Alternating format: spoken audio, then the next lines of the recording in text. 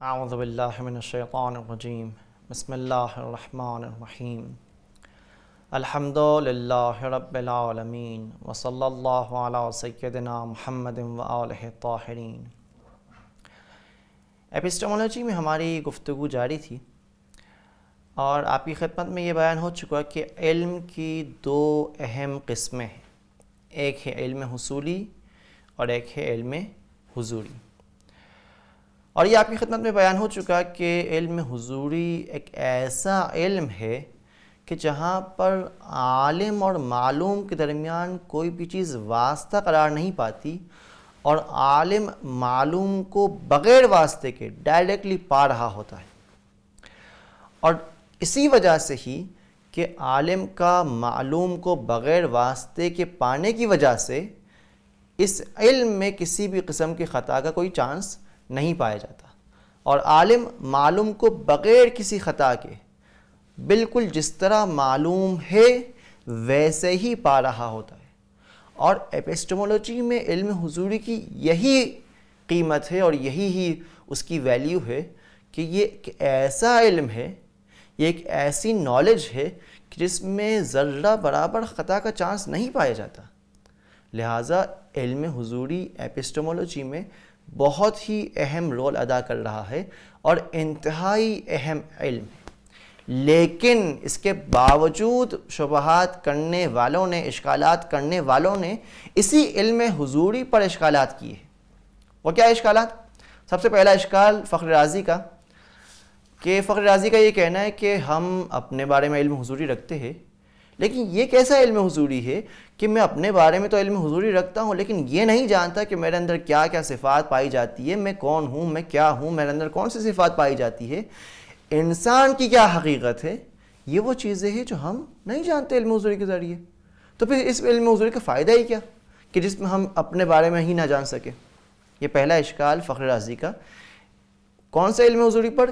انسان کا علم حضوری اپنے بارے میں، جو انسان اپنے آپ کو پا رہا ہوتا ہے، اس کے اوپر فخر رازی کے یہ اشکالات ہیں کہ یہ کیسا پانا ہے جس میں ہم اپنی صفات کو نہیں پا رہے ہوتے، ہم اپنی حقیقت کو نہیں پا رہے ہوتے، ہم انسان کی حقیقت کو نہیں جان پاتے، تو اس علم حضوری کا فائدہ ہی کیا؟ یہ پہلا اشکال جو وہ کرتا ہے۔ دوسرا اشکال جو علم حضوری پر کیا جاتا ہے وہ علم حضوری جو ہم اپنی حالات اور کیفیات، اندرونی کیفیات کے بارے میں جانتے ہیں۔ مثال کے طور پر جو ہم اپنی بھوک اور پیاس اور خوشی اور غم کو پا رہے ہوتے، درد کو پا رہے ہوتے، بعلم حضوری پا رہے ہوتے، تو اشکال کرنے والے نے، شبہ ایجاد کرنے والے نے یہ شبہ پیش کیا کہ بسا اوقات ہو سکتا ہے کہ بیمار آدمی بھوک نہ لگتے ہوئے بھی وہ بھوک کو محسوس کر رہا ہوتا ہے، یا وہ جو درد محسوس کر رہا ہوتا ہے، اب اس کا درد محسوس کرنا علم حضوری کے ذریعے ہے، درد کو پا رہا ہے وہ، لیکن بعض اوقات اس کی توجہ کہیں اور بڑھ جاتی ہے، تو مکمل طور پر وہ اس چیز پر کانسنٹریٹ کرتا ہے، اس درد کو بھلا بیٹھتا ہے۔ تو یہ کیا وجہ ہے؟ درد علم حضوری سے تھا، علم حضوری میں تو کوئی خطا کا چانس نہیں پایا جاتا، تو یہ کیسے ممکن ہوا کہ وہ شخص جو درد کو محسوس کر رہا تھا وہ ایک دم سے درد سے غافل ہو جائے؟ یہ کیسے ممکن؟ یا پھر وہ شخص جو اسی درد کو بھلا بیٹھتا ہے کسی اور کام میں لگ کر، یہ درد کو ہی بھول جاتا ہے کہ میں درد محسوس کر رہا تھا، میرے دانت میں درد ہو رہا تھا، میرے پیٹ میں درد ہو رہا تھا، اس درد کو ہی بھول جائے، تو یہ کیسے ممکن ہے؟ یا یہ کہ کسی پین کلر کے ذریعے اس کے اس درد کو اب وہ ایسا کر دیا جائے کہ وہ اس درد کو محسوس ہی نہ کرے۔ کیا یہ ممکن ہے کہ پین کلر کے ذریعے وہ چیز جسے ہم بعلم حضوری پا رہے تھے اس کو ہی درکنار رکھتے، اب وہ علم حضوری کے ذریعے جو درد کو ہم پا رہے تھے اب اس درد کو محسوس نہ کرے؟ یہ کیسے ممکن ہے؟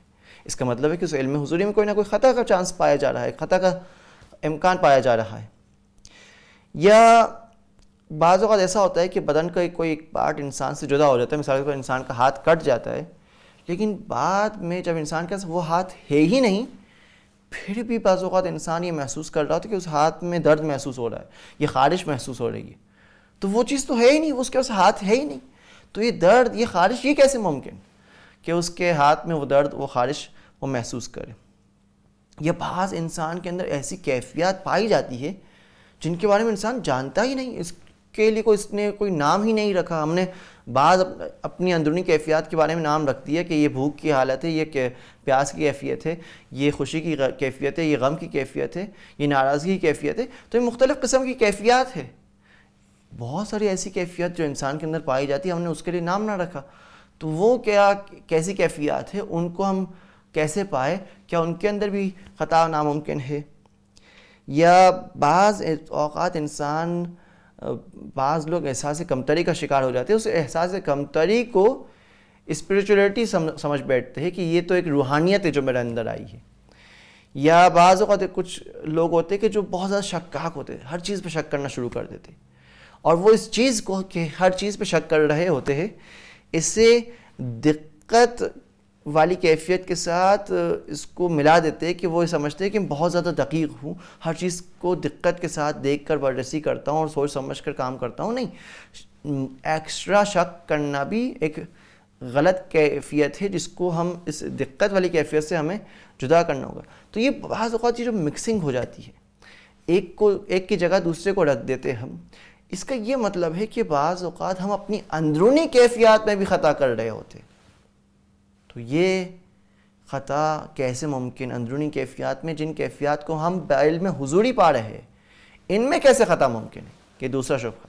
ابھی صرف شبہات ہی آپ کی خدمت میں بیان کر رہے, اس کے بعد انشاءاللہ آپ کی خدمت میں جوابات بھی پیش کیے جائیں گے.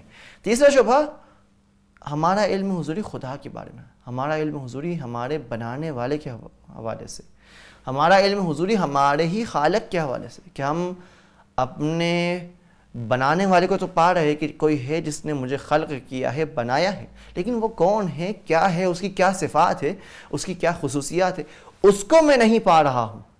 تو کیسا پانا ہے یہ؟ اس پانے کا فائدہ کیا؟ کہ میں اپنے بنانے والے کو پا تو رہا ہوں کہ میرا کوئی نہ کوئی خالق تو ہے, لیکن وہ کون ہے, کیا ہے, کیا صفات کا مالک ہے, کن صفات کا مالک ہے, ان بارے میں نہیں جان پا رہا ہوں.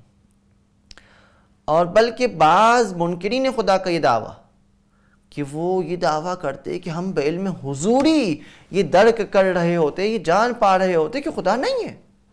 اب چلو ٹھیک ہے, ان میں سے سبھی جھوٹے نہیں, بعض تو سچے ہوں گے. ان بعض کے اس دعوے سے, ان کے اس ادعا سے, اس دعوے کرنے سے ہمارا یہ دعویٰ کہ ہر شخص, ہر انسان خدا کو بعلم حضوری پا رہا ہوتا ہے, ہمارا یہ دعویٰ تو ختم ہو جائے گا, ہماری دعویٰ نقض ہو جائے گا. تو اس کا کیا کیا جائے؟ بالآخر بعض جو منکرین خدا ہے ان کا یہ کہنا ہے کہ ہم بعلم حضوری پا رہے ہوتے کہ خدا نہیں ہے. اب ان کے اس دعوے کو کیا کیا جائے؟ تو یہ 3 قسم کے اشکالات, شبہات کس پر؟ علم حضوری پر. آئیے ایک ایک کر کے سب کے جوابات ملاحظہ کیجیے.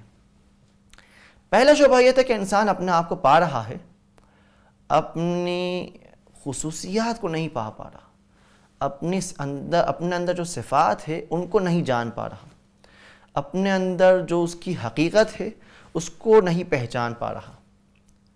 تو اس کی کیا وجہ ہے؟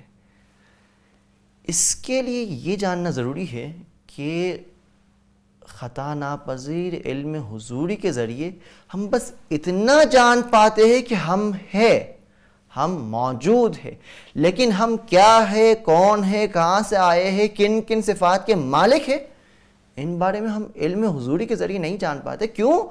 کیونکہ ہمارا علم حضوری محدود ہے, کیونکہ ہماری ظرفیت محدود ہے, کیونکہ ہماری وسعت محدود ہے, کیونکہ ہم محدود ہیں.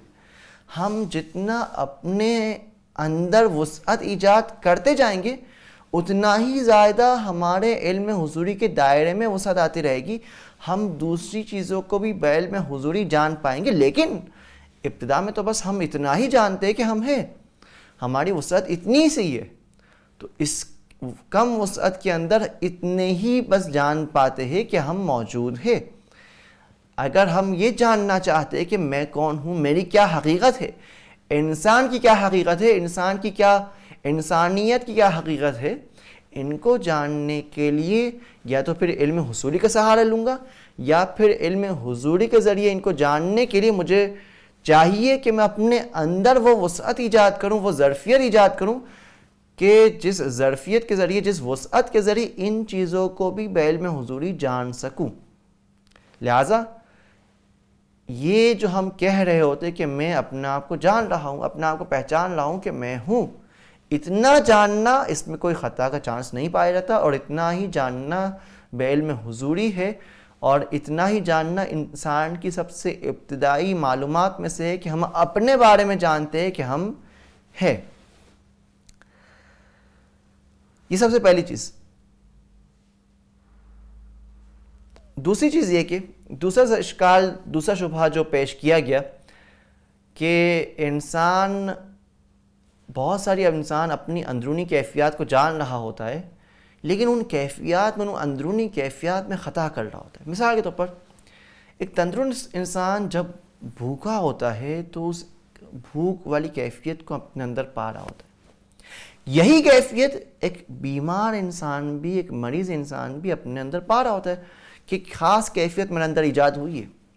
اب اس کیفیت کو پانے میں دونوں برابر ہے، تندرست انسان بھی اس کیفیت کو پا رہا ہے، بیمار انسان بھی اس کیفیت کو پا رہا ہے۔ اس کیفیت کو پانے میں دونوں برابر ہے، لیکن تندرست انسان اس کیفیت کو پا رہا ہے جب وہ کھانے کی طرف ہاتھ بڑھاتا ہے اور کھانے کا لقمہ اپنے منہ میں رکھتا ہے تو اس کا پیٹ جو خالی تھا وہ بھر جاتا ہے۔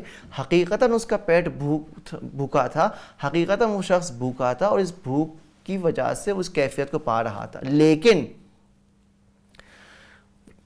وہ انسان جو بیمار انسان ہوتا ہے وہ حقیقتاً بھوک اور پیاس کو نہیں پا رہا ہوتا، بلکہ اس کیفیت کو پا رہا ہوتا ہے، لیکن وہی سمجھ رہا ہوتا ہے کہ کیفیت اس کی بھوک کی وجہ سے، لہٰذا وہ اس کیفیت کو یہ سمجھ رہا ہوتا ہے کہ بھوک ہونے کی وجہ سے کیفیت اس کے اندر ایجاد ہوئی ہے۔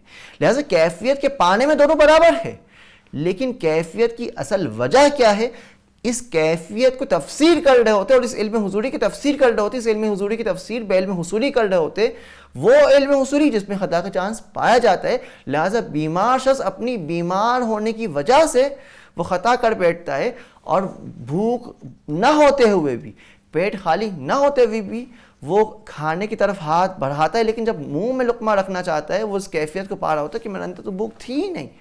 لہٰذا وہ اس کیفیت کو درک کرنے میں خطا نہیں کر رہا، بلکہ اس کیفیت کی تفسیر کرنے میں وہ خطا کر رہا ہے۔ وہ یہ سمجھ رہا ہے، وہ یہ گمان کر رہا ہے کہ اس کا پیٹ خالی، اس کا معدہ خالی ہے، لہٰذا وہ بھوک کے احساس کر رہا ہے۔ نہیں، اس کیفیت کی جو احساس کا، وہ کیفیت جو وہ محسوس کر رہا ہے وہ بیماری کی وجہ سے محسوس کر رہا ہے، ورنہ اس کا پیٹ خالی نہیں ہے، اس کا معدہ خالی نہیں ہے۔ لہٰذا کیفیت کو درک کرنے میں دونوں برابر، لیکن کیفیت کی وجہ، کیفیت کی تفسیر میں بیمار انسان خطا کر بیٹھتا ہے۔